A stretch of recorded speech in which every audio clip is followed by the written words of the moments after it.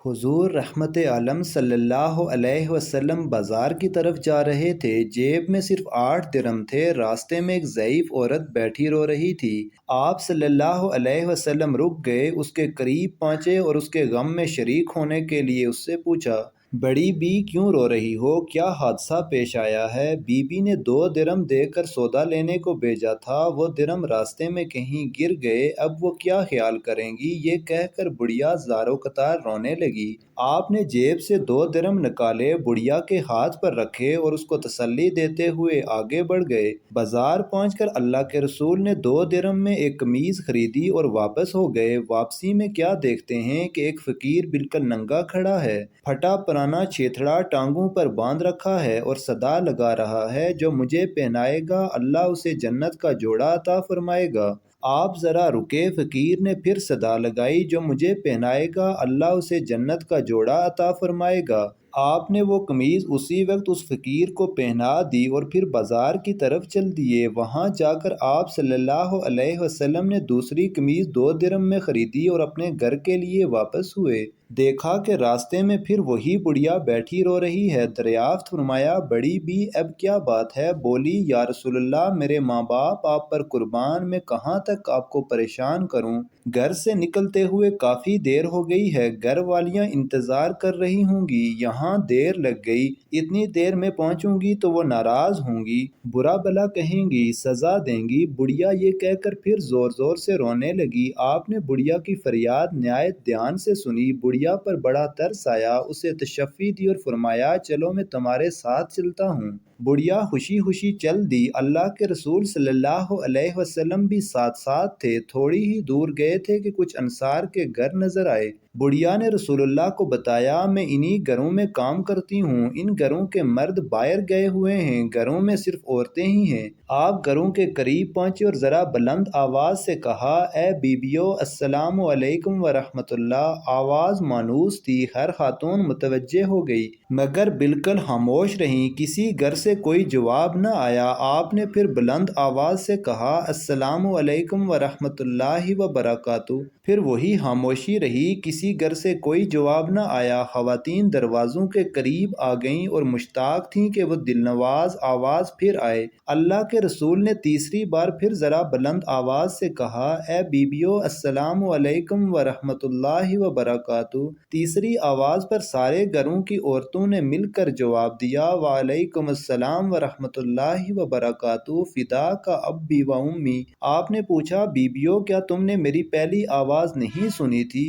یا رسول اللہ، ہم نے آپ کا پہلا ہی سلام سن لیا تھا اور آپ کی آواز پہچان لی تھی، لیکن جواب اس لیے نہیں دیا کہ آپ کی زبان مبارک سے سلامتی اور رحمت و برکت کی دعائیں ہم اور ہمارے بچے بار بار سنیں۔ عورتوں نے عقیدت و ارادت کا اظہار کرتے ہوئے کہا۔ اللہ کے رسول مسکرا دیے، پھر فرمایا، یہ تمہاری خادمہ ڈر رہی ہے کہ تم اسے ڈانٹو گی اور سزا دو گی۔ اتفاق سے اس اللہ کی بندی کو دیر ہو گئی تھی، میں اس کی سفارش کے لیے آیا ہوں۔ رسول اللہ صلی اللہ علیہ وسلم کے الفاظ سن کر خواتین کی آنکھوں میں آنسو آ گئے اور یک زبان ہو کر بولیں، یا رسول اللہ، یہ آپ کو سفارش کے لیے لے کر آئی ہے تو آپ گواہ رہیں، ہم اسی وقت اس کو آزاد کرتی ہیں، اب اس پر کسی کا کوئی حق نہیں ہے۔ باندی کی آزادی پر آپ کا چہرہ خوشی سے چمک اٹھا اور آپ ان نیک خواتین کو دعائیں دیتے ہوئے خوشی خوشی گھر واپس آ گئے۔ اللہ کے رسول صلی اللہ علیہ وسلم کے اخلاق اعلیٰ کا ایک پہلو یہ بھی تھا کہ آپ نے ایسے عام آدمی کو بھی عزت و وقار عطا فرمایا جسے معاشرے میں کوئی خاص اہمیت حاصل نہ تھی۔ بنو اشجع عربوں کے مشہور قبیلہ بنو غطفان کی ایک شاخ ہے۔ یہ قبیلہ زمانہ قدیم سے مدینہ منورہ کے اطراف میں آباد تھا۔ اس قبیلے کے ایک بدوی ظاہر بن حرام رضی اللہ تعالیٰ عنہ مدینہ منورہ سے کچھ فاصلے پر رہتا تھا۔ یہ نہایت غریب شخص تھا، شکل و صورت میں بھی زیادہ خوبصورت نہ تھا، مگر اس کی ایک اہم خوبی یہ تھی کہ یہ اللہ کے رسول صلی اللہ علیہ وسلم سے بہت محبت کرتا تھا اور اللہ کے رسول صلی اللہ علیہ وسلم بھی اس سے خوب محبت کرتے تھے۔ ظاہر بن حرام اشجعی جب بھی مدینہ منورہ آتا تو اللہ کے رسول صلی اللہ علیہ وسلم کے لیے کچھ دیاتی تحفے مثلا تازہ سبزیاں، پھل، ستو، شہد وغیرہ لے کر آتا۔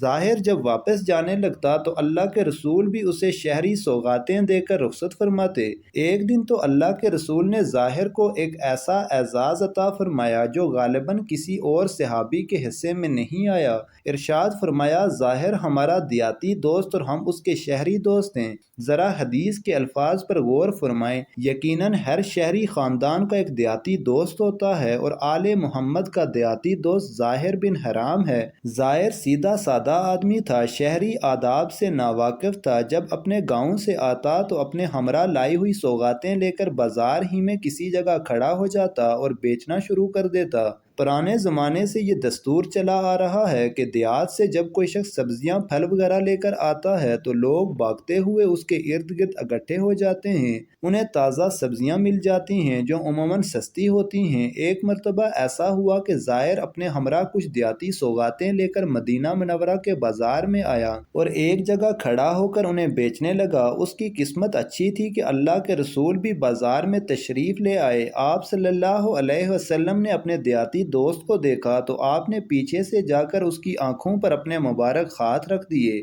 ناظرین ذرا تصور کیجئے کہ ظاہر کی آنکھوں پر اللہ کے رسول صلی اللہ علیہ وآلہ وسلم کے ریشم سے زیادہ نرم و نازک اور عنبر و گلاب سے زیادہ خوشبودار ہاتھ ہیں۔ پہلے تو وہ گھبرایا، وہ گھبراہٹ کے عالم میں کہہ رہا ہے، کون ہے بھائی، میری آنکھوں پر کس نے ہاتھ رکھ دیے ہیں؟ لیکن جب اس نے اللہ کے رسول صلی اللہ علیہ وسلم کے مبارک ہاتھوں کی نزاکت کو محسوس کیا اور آپ صلی اللہ علیہ وسلم کی خوشبو سونگھ لی تو اسے معلوم ہو گیا کہ اس کے پیچھے تو کائنات کے امام کھڑے ہیں۔ اس نے موقع غنیمت جانا اور اپنی پشت کو اللہ کے رسول صلی اللہ علیہ وسلم کے سینے سے ملنا شروع کر دیا۔ اللہ کے رسول صلی اللہ علیہ وسلم نے محبت بھرے انداز میں فرمایا، لوگوں کون ہے جو اس غلام کو خریدے؟ ظاہر نے بھی محبت بھرے انداز میں عرض کیا، اللہ کے رسول صلی اللہ علیہ وسلم، مجھ جیسے کالے کلوٹے دیہاتی کو کوئی خرید کر کیا کرے گا؟ وہ تو بڑے خسارے کا سودا کرے گا، میری تو قدر و قیمت ہی کوئی نہیں، میں تو بیکار آدمی ہوں۔ آپ صلی اللہ علیہ وسلم نے جواب میں ارشاد فرمایا،